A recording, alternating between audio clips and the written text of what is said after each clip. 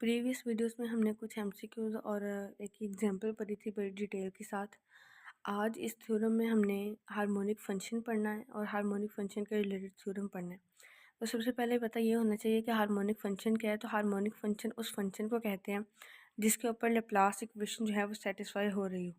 Laplace equation क्या होती है? Partial square you over partial x square, यानी यू का with respect to X double derivative plus U का with respect to Y double derivative और उनका सम इक्वल टू 0 हो।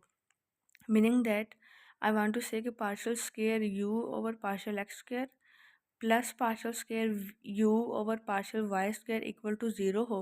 तो जिस फंक्शन के ऊपर लेप्लास इक्वेशन, ये वाली जो इक्वेशन है ये लेप्लास है, तो जिस फंक्शन के ऊपर लेप्लास इक्वेशन जो है वो सेटिस्फाई कर रही हो, हम उस फंक्शन को कहते हैं कि वो एक हार्मोनिक फंक्शन है।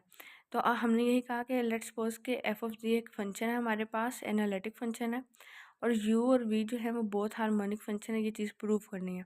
तो चूंकि F of G analytic function है, तो एनालिटिक फंक्शन हमने ये पढ़ा था कि कोई भी ऐसा फंक्शन जिसका डेरिवेटिव एग्जिस्ट करता हो, यानी जो कि एनालिटिक हो, उसके ऊपर सी आर इक्वेशंस लाजमी सेटिस्फाई करती हैं।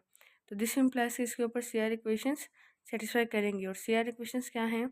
Partial square you over partial X, sorry partial you over partial X equals to होता है partial we over partial Y के, और माइनस का partial you over partial Y equal to होता है partial we over partial X के। तो अब हम क्या करेंगे, इन दोनों का नाम दे देंगे इक्वेशन 1 और इक्वेशन 2 का। इक्वेशन 1 को हम with respect to X differentiate करेंगे और इक्वेशन 2 को विद रिस्पेक्ट टू वाई।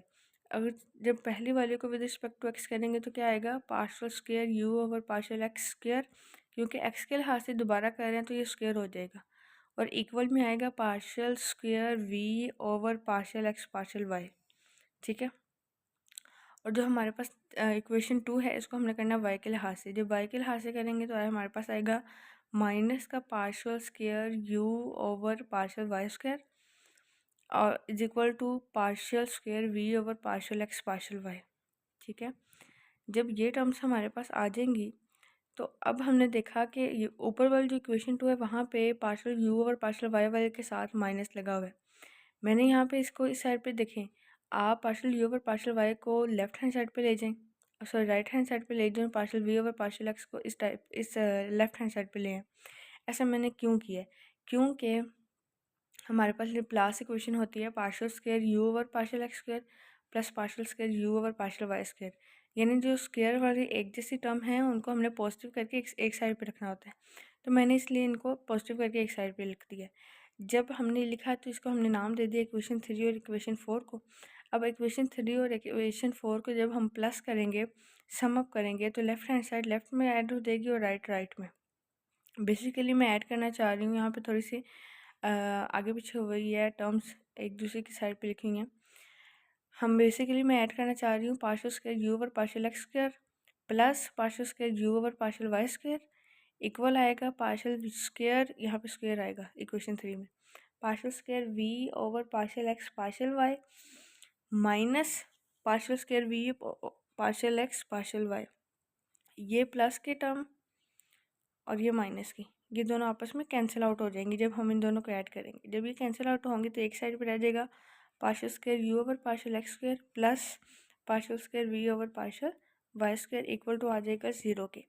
तो ये इक्वेशन बेसिकली लेप्लास इक्वेशन बन गई। तो हम शुरू से क्या लेके चले थे? एक सिंपल एनालिटिक फंक्शन लेके चले थे, और हमने कहा कि उसके ऊपर सी आर इक्वेशन भी सेटिस्फाई होती है, और हमने सिंपली डिफ्रेंशिएट करके उनको ऐड किया तो ये लेप्लास इक्वेशन बन गई।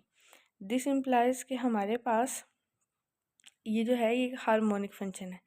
अब देखें, हमने इक्वेशन 1 को विद रिस्पेक्ट टू एक्स किया था और इक्वेशन 2 को with respect to y differentiate किया है।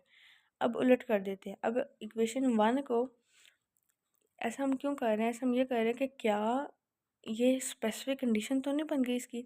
मैंने आपको पिछली वीडियो में भी बताया था कि अगर किसी टर्म का लेप्लास इक्वेशन के ऊपर हो रही है या उसके ऊपर सी आर इक्वेशन सेटिस्फाई हो रही है, तो जो मर्जी कंडीशन हो उस क्वेश्चन के ऊपर वो इक्वेशन सेटिस्फाई होनी चाहिए। इसलिए हम यहाँ पे एक कंडीशन चेंज कर रहे हैं। पहले हमने किया विद रिस्पेक्ट टू x1 को, विद रिस्पेक्ट टू y2 को, अब करेंगे विद रिस्पेक्ट टू y1 को, विद रिस्पेक्ट टू x2 को। ठीक है। तो जब हमने इक्वेशन किया इस तरह से, जब उसको डिफरेंशिएट करने के बाद दोनों टर्म्स को सेपरेट किया, तो सब्ट्रैक्ट किया। सब्ट्रैक्ट करने के बाद हमने again partial square u over partial x square, partial square v over partial y square को एक साइड पे रख दिया और उनको सब्ट्रैक्ट कर दिया, क्योंकि अब एक के साथ माइनस था। हमने सब्ट्रैक्ट इसलिए किया ताकि ये माइनस और माइनस प्लस हो जाए। हमारे पास जो हमने इक्वेशन निकालनी है उसमें हमें प्लस चाहिए, और दूसरी साइड पे ये टर्म्स आपस में कैंसिल आउट हो गई। जब कैंसिल आउट होगी तो ये तो v के लिहाज से जो है वो लैप्लास इक्वेशन बन गई है। तो मैंने आपको स्टार्ट में ही हार्मोनिक फंक्शन की डेफिनेशन बताई थी कि कोई भी ऐसा फंक्शन जिसके ऊपर लैप्लास इक्वेशन सेटिस्फाई हो रही हो तो उसको हार्मोनिक फंक्शन कहते हैं। तो उसने क्वेश्चन में यही कहा था कि आपके पास एक ऐसा फंक्शन है जो u और v को कंटेन कर रहा है। आपने ये प्रूफ करना है कि यहाँ पर ये जो u है ये भी एक हार्मोनिक फंक्शन है और v भी एक हार्मोनिक फंक्शन है। तो अभी जब हमने पीछे टर्म निकाली तो वो u के लिहाज से लैप्लास इक्वेशन बनी, ये v के लिहाज से।